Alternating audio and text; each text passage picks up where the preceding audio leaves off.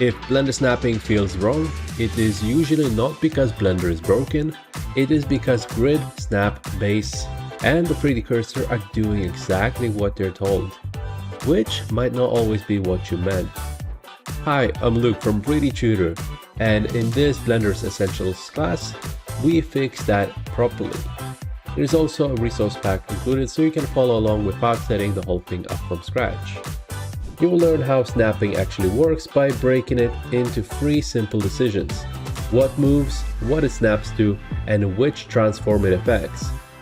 Once that clicks, grid and increment stops feeling random. Snap base starts making sense, and your object placement gets a lot cleaner. You will know exactly why something lands where it lands. We also dig into the 3D cursor properly, using it for placement, rotation, surface alignment, module builds, and fixing awkward offsets that keep throwing your scene off. So if you're tired of fighting the tool, join me and let's get it working the way it should. Until next time, happy modeling everyone!